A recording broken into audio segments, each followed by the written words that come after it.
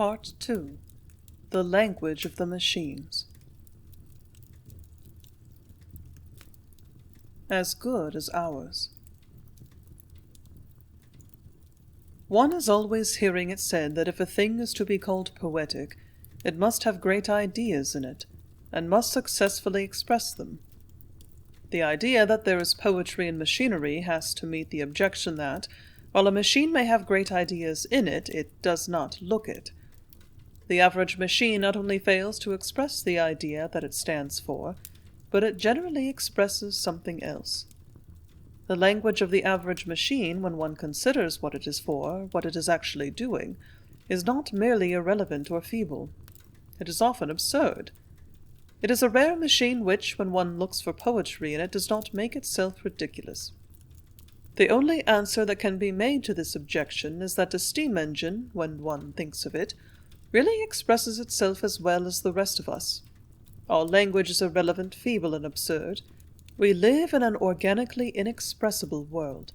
The language of everything in it is absurd. Judged merely by its outer signs, the universe over our heads, with its cunning little stars in it, is the height of absurdity as a self-expression. The sky laughs at us. We know it when we look at a telescope. Time and space are God's jokes. Looked at strictly in its outer language, the whole visible world is a joke. To suppose that God has ever expressed himself to us in it, or to suppose that he could express himself in it, or that any one can express anything in it, is not to see the point of the joke. We cannot even express ourselves to one another. The language of everything we use or touch is absurd. Nearly all of the tools we do our living with, even the things that human beings amuse themselves with, are inexpressive and foolish-looking. Golf and tennis and football have all been accused in turn, by people who do not know them from the inside, of being meaningless. A golf stick does not convey anything to the uninitiated, but the bare sight of a golf stick lying on a seat is a feeling to the one to whom it belongs, a play of sense and spirit to him, a subtle thrill in his arms. The same is true of a new fiery red baby, which, considering the fuss that is made about it, to a comparative outsider like a small boy, has always been from the beginning of the world a ridiculous and inadequate object. A man could not possibly conceive, even if he gave all his time to it, of a more futile, reckless, hapless expression of, or pointer to, an immortal soul than a week-old baby wailing at time and space. The idea of a baby may be all right, but in its outer form, at first, at least, a baby is a failure and always has been. The same is true of our musical instruments. A horn caricatures music. A flute is a man rubbing a black stick with his lips. A trombone player is a monster. We listen solemnly to the violin, the voice of an archangel with a board tucked under his chin, and to Girardi's cello, a whole human race laughing and crying and singing to us between a boy's legs. The eye language of the violin has to be interpreted, and only people who are cultivated enough to suppress whole parts of themselves, rather useful and important parts elsewhere, can enjoy a great opera. A huge conspiracy of symbolism, every visible thing in it standing for something that cannot be seen, beckoning at something that cannot be heard. Nothing could possibly be more grotesque, looked at from the outside or by a tourist from another planet or another religion, than the celebration of the Lord's Supper in a Protestant church. All things have their outer senses, and these outer senses have to be learned, one at a time, by being flashed through with inner ones. Except to people who have tried it, nothing could be more grotesque than kissing, as a form of human expression. A reception, a room full of people shouting at each other 3 inches away, is comical enough. So is handshaking. Looking at, from the outside, what could be more unimpressive than the spectacle of the greatest dignitary of the United States put in a vice in his own house for 3 hours, having his hand squeezed by long rows of people, and, taken as a whole, scurrying about in its din, what could possibly be more grotesque than a great city? A city looked at from almost any adequate, respectable place for an immortal soul to look from, a star, for instance, or a beautiful life. Whether he is looked at by ants or by angels, every outer token that pertains to man is absurd and unfinished until some inner thing is put with it. A man himself is futile and comic-looking to the other animals, rushing empty about in space. New York is a spectacle for a squirrel to laugh at, and from the point of view of a mouse, a man is a mere stupid, sitting-down, skull-living, desk-infesting animal. All these things being true of expression, both the expression of man and of God, the fact that machines which have poetry in them do not express it very well does not trouble me much. I do not forget the look of the first ocean engine I ever saw, 4 or 5 stories of it. Nor do I forget the look of the ocean engine's engineer as in its mighty heartbeat he stood with his strange, happy, helpless, 12,000 horsepower, sir, upon his lips. That first night with my first engineer still follows me. The time seems always coming back to me again when he brought me up from his whirl of wheels in the hold of the deck of stars, and left me, my new wonder all stumbling through me, alone with them and with my thoughts. The engines breathe, no sound but cinders on the sails, and the ghostly heave the voice the wind makes in the mast, and dainty gales, and fluffs of mist and smoking stars floating past from night-lit funnels.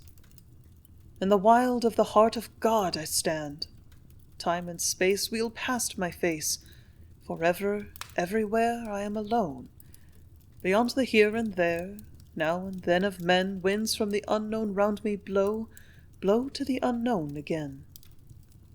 Out in its solitude I hear the prow, beyond the silence-crowded decks, laughing and shouting at night, lashing the heads and necks of the lifted seas, that in their flight urge onward and rise and sweep and leap and sink to the very brink of heaven. Timber and steel and smoke and sleep, thousand-souled, a quiver, a deadened thunder, a vague and countless creep.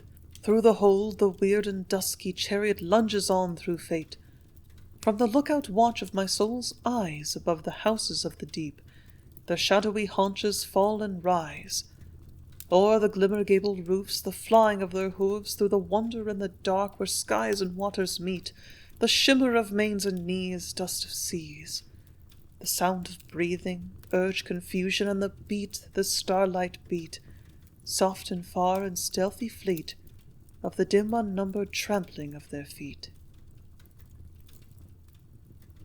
On being busy and still. One of the hardest things about being an inventor is that the machines, excepting the poorer ones, never show off. The first time that the phonograph, whose talking had been rumored of many months, was allowed to talk in public, it talked to an audience in Metuchen, New Jersey, and much to Mr. Edison's dismay, everybody laughed. Instead of being impressed with the real idea of the phonograph, being impressed because it could talk at all, people were impressed because it talked through its nose.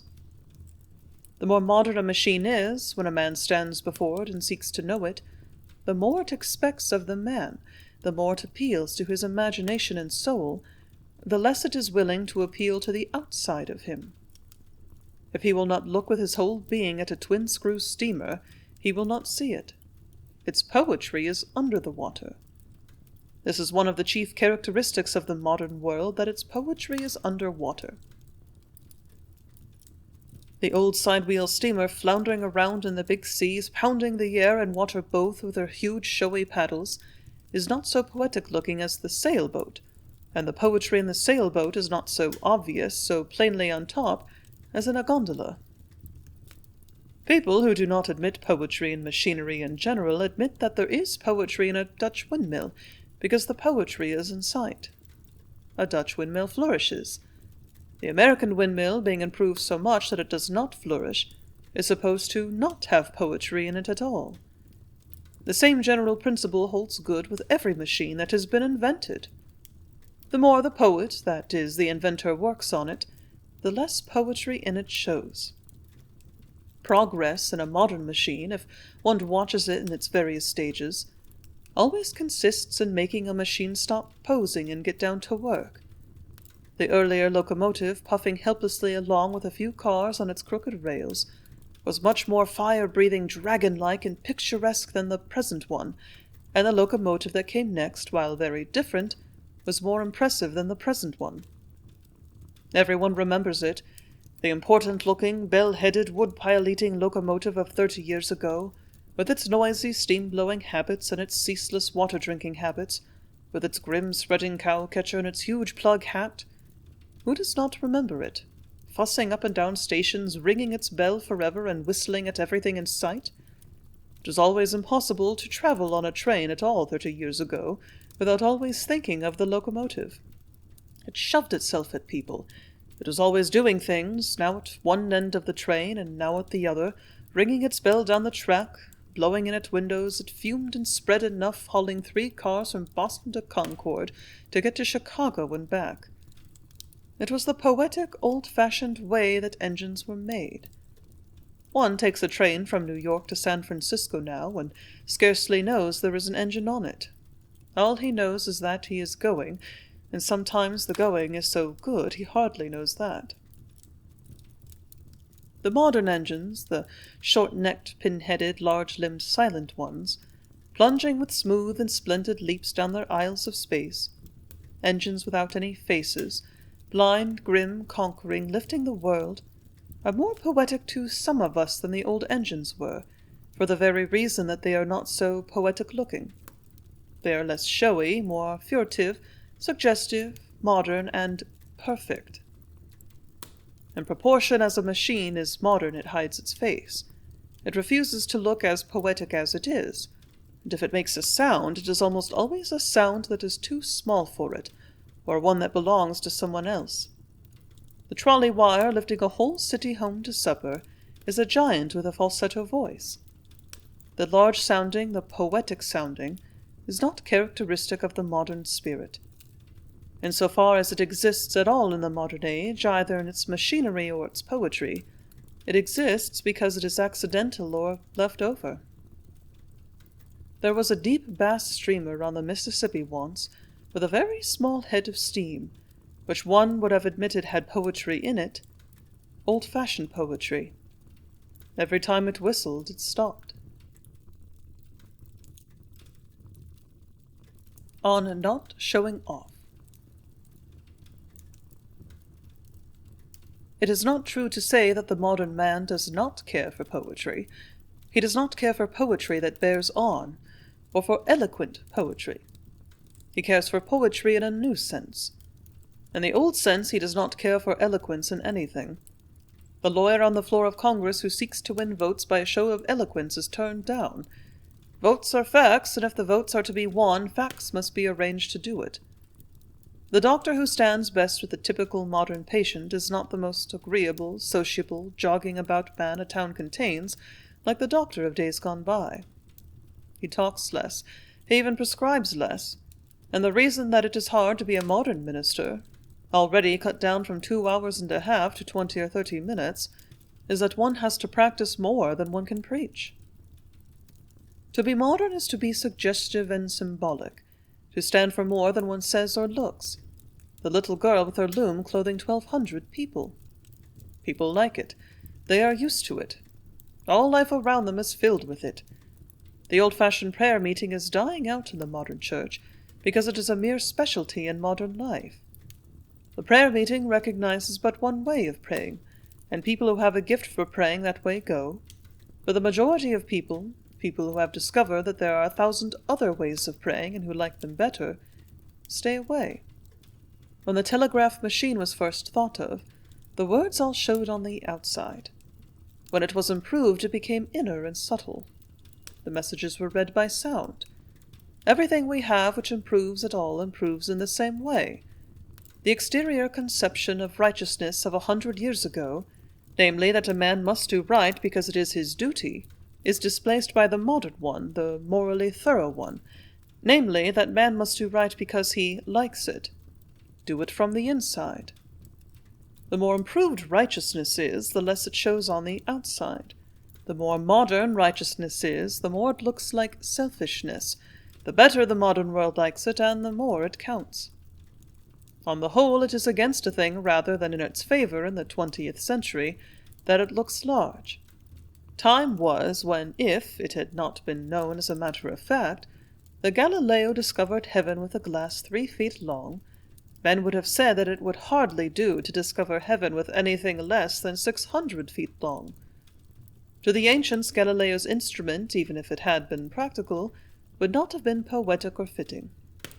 To the moderns, however, the fact that Galileo's star tool was 3 feet long, that he carried a new heaven about with him in his hands, was half the poetry and wonder of it. Yet it was not so poetic-looking as the 600-foot telescope invented later, which never worked. Nothing could be more impressive than the original substantial R typewriter. One felt every time he touched a letter as if he must have said a sentence. It was like saying things with pile drivers. The machine obtruded itself at every point. It flourished its means and ends. It was a gesticulating machine. One commenced every new line with his foot. The same general principle may be seen running alike through machinery and through life. The history of man is traced in water wheels. The overshot wheel belonged to a period when everything else, religion, literature, and art, was overshot. When, as time passed, common men began to think under a little, the Reformation came in, and the undershot wheel as a matter of course.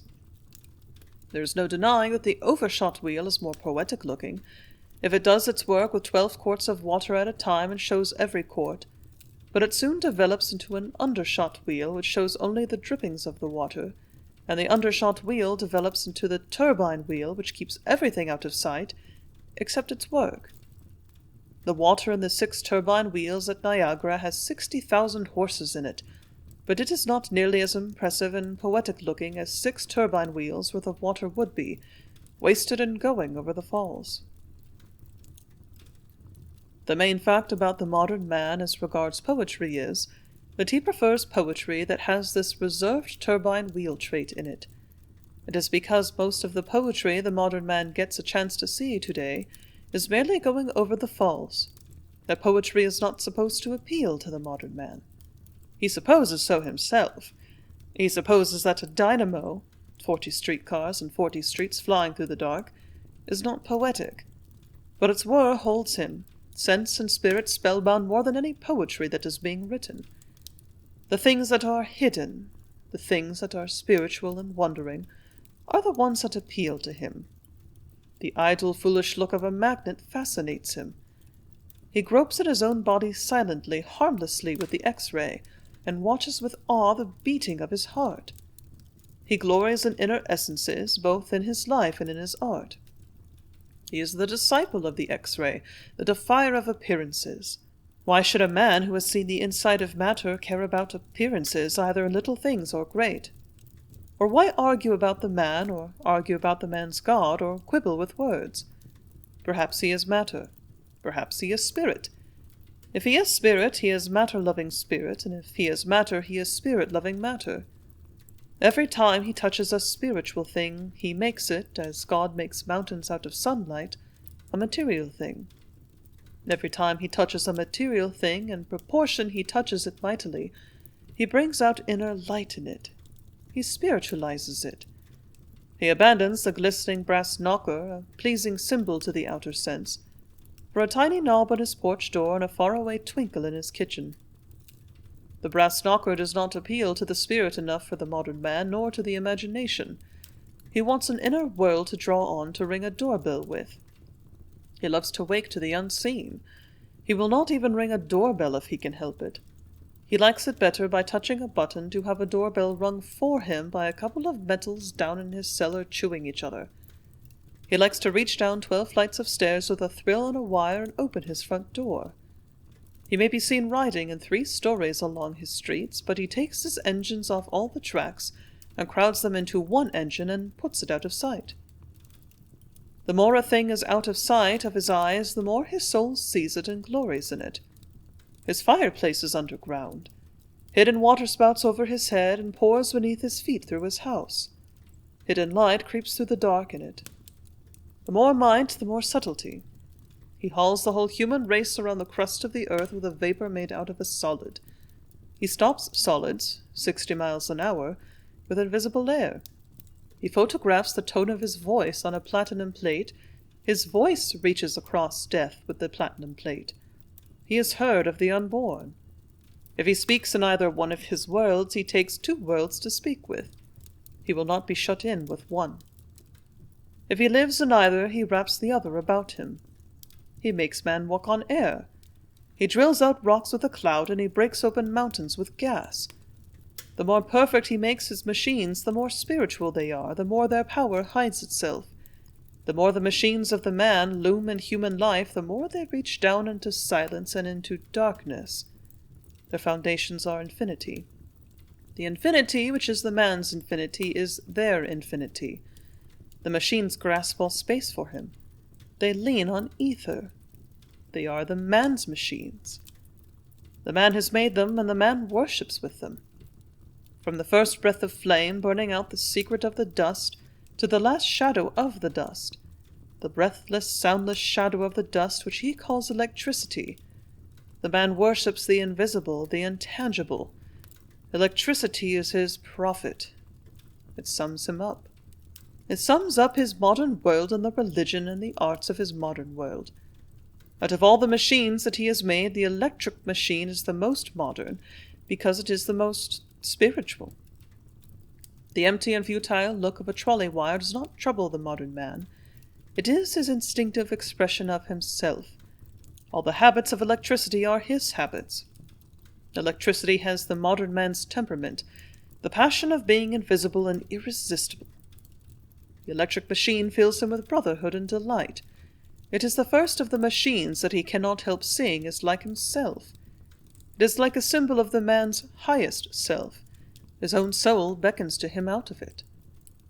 And the more electricity grows, the more like the man it grows, the more spirit-like it is.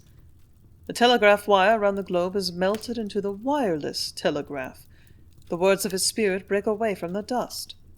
They envelop the earth like ether, and human speech, at last unconquerable, unmeasurable, subtle as the light of the stars, fights its way to God. The man no longer gropes in the dull, helpless ground, or through the froth of heaven for the spirit.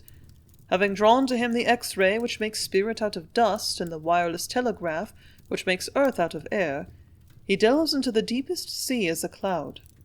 He strides heaven.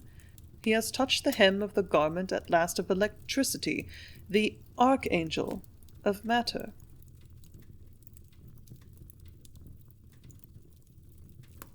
On making people proud of the world. Religion consists in being proud of the Creator. Poetry is largely the same feeling, a kind of personal joy one takes in the way the world is made and is being made every morning. The true lover of nature is touched with a kind of cosmic family pride every time he looks up from his work, sees the night and morning still and splendid hanging over him. Probably, if there were another universe than this one to go and visit in, or if there were an extra creator we could go to, some of us, and boast about the one we have, it would afford infinite relief among many classes of people, especially poets. The most common sign that poetry, real poetry, exists in the modern human heart is the pride that people are taking in the world. The typical modern man, whatever may be said or not said of his religion, of his attitude toward the Maker of the world, has regular and almost daily habits of being proud in the world. In the 20th century, the best way for a man to worship God is going to be to realize his own nature, to recognize what he is for, and to be a God, too. We believe today that the best recognition of God consists in recognizing the fact that he is not a mere God who does divine things himself, but a God who can make others do them. Looked at from the point of view of a mere God who does divine things himself, an earthquake, for instance, may be called a rather feeble affair, a slight jar to a ball going hundreds of miles an hour. A creator could do a little less if he gave a bare thought to it, but when I waked a few mornings ago and felt myself swinging in my own house as if it were a hammock, and was told that some men down in Hazardville, Connecticut, had managed to shake the planet like that, with some gunpowder that they had made, I felt a new respect for Messieurs & Co. I was proud of man, my brother. Does he not shake loose the force of gravity, make the very hand of God to tremble? To his thoughts the very hills with their hearts of stone make soft responses, when he thinks of them. The coreless engine of Machinery Hall in 76, under its sky of iron and glass, is remembered by many people the day they saw it first as one of the great experiences of life, like some vast titanic spirit, soul of 1,000,000 wheels. It stood to some of us in its mighty silence there and wrought miracles. To one 12-year-old boy, at least, the thought of the hour he spent with that engine first is a thought he sings and prays with to this day. His lips trembled before it. He sought to hide himself in its presence. Why had no one ever taught him anything before? As he looks back through his life, there is one experience that stands out by itself in all those boyhood years, the choking in his throat, the strange grip upon him, upon his body and upon his soul, as of some awful unseen hand reaching down space to him, drawing him up to its might. He was like a dazed child being held up before it, held up to an infinite fact that he might look at it again and again. The first conception of what the life of man was like, of what it might be like, came to at least one immortal soul not from lips that he loved, or from a face behind a pulpit, or a voice behind a desk, but from a machine. To this day that coreless engine is the engine of dreams. They appeal to destiny, to the imagination and to the soul. It rebuilds the universe. It is the opportunity of beauty throughout life, the symbol of freedom, the freedom of men and of the unity of nations and of the worship of God. In silence, like the soft far running of the sky, it wrought upon him there. Like some heroic human spirit, its finger on 1,000 wheels, through miles of aisles, crowds of gazers it wrought. The beat and rhythm of it was the beat and rhythm of the heart of man mastering matter, of the clay conquering God. Like some wonder-crowded chorus, its voices surrounded me. It was the first hearing of the psalm of life. The hum and murmur of it was like the spell of ages upon me, and the vision that floated in it, nay, the vision that was builded in it, was the vision of the age to be. The vision of man, my brother, after the sing-song and dance and drone of his sad 4,000 years, lifting himself to the stature of his soul at last, lifting himself with the sun, and with the rain, and with the wind and the heat and the light, into the comradeship with creation morning, and into something, in a far-off wistful fashion, of the might and gentleness of God. There seem to be two ways to worship him. One way is to gaze upon the great machine that he has made, to watch it running softly above us all, moonlight and starlight and winter and summer, rain and snowflakes and growing things. Another way is to worship him not only because he has made the vast and still machine of creation, in the beating of whose days and nights we live our lives, but because he has made a machine that can make machines. Because out of the dust of the earth he has made a machine that shall take more of the dust of the earth, and of the vapor of heaven, and crowd it into steel and iron, and say, Go ye now, depths of earth, heights of heaven, serve ye me. I too am God. Stones and mists, winds and waters and thunder, the spirit that is in thee is my spirit. I also, even I also, am God. A modest universe. I have heard it objected that a machine does not take hold of a man with its great ideas while he stands and watches it. It does not make him feel its great ideas, and therefore it is denied that it is poetic. The impressiveness of the bare spiritual facts of machinery is not denied. What seems to be lacking in machines from the artistic point of view at present is a mere knack of making the faces plain and literal-looking. Grasshoppers would be more appreciated by more people if they were made with microscopes on, either the grasshoppers or the people. If the mere machinery of a grasshopper's hop could be made plain and large enough, there is not a man living who would not be impressed by it. If grasshoppers were made, as they might quite as easily have been, 640 feet high, the huge beams of their legs above their bodies towering like cranes against the horizon, the sublimity of a grasshopper's machinery, the huge levers of it, his hops across valleys from mountain to mountain, shadowing fields and villages, would have been one of the impressive features of human life. Everybody would be willing to admit of the mere machinery of a grasshopper, if there were several acres of it, that there was a creative sublimity in it. They would admit that the bare idea of having such a stately piece of machinery in a world at all, slipping softly around on it, was an idea with creative sublimity in it. And yet these same people, because the sublimity, instead of being spread over several acres, is crowded into an inch and a quarter, are not impressed by it. But it is objected it is not merely a matter of spiritual size. There is something more than plainness lacking in the symbolism of machinery. The symbolism of machinery is lacking in fitness. It is not poetic. A thing can only be said to be poetic in proportion as its form expresses its nature. Mechanical inventions may stand for impressive facts, but such inventions, no matter how impressive the facts may be, cannot be called poetic unless their form expresses those facts. A horse plunging and champing his bits on the eve of battle, for instance, is impressive to a man, and a pillbox full of dynamite with a spark creeping toward it is not. That depends partly on the man and partly on the spark. A man may not be impressed by a pillbox full of dynamite and a spark creeping towards it the first time he sees it, but the second time he sees it, if he has time, he is impressed enough. He does not stand and criticize the lack of expression in pillboxes, nor wait to remember the day when he all but lost his life because a pillbox by the river's brim, a simple pillbox was to him, and nothing more. Wordsworth, in these memorable lines, has summed up and brought to an issue the whole matter of poetry and machinery. Everything has its language, and the power of feeling what a thing means by the way it looks is a matter of experience, of learning and language. The language is there. The fact that the language of the machine is a new language, and a strangely subtle one, does not prove that it is not a language, that its symbolism is not good, and that there is not poetry in machinery. The inventor need not be troubled because in making his machine it does not seem to express. It is written that neither you or I, comrade, nor God, nor any man, nor any man's machine, nor God's machine, in this world shall express or be expressed.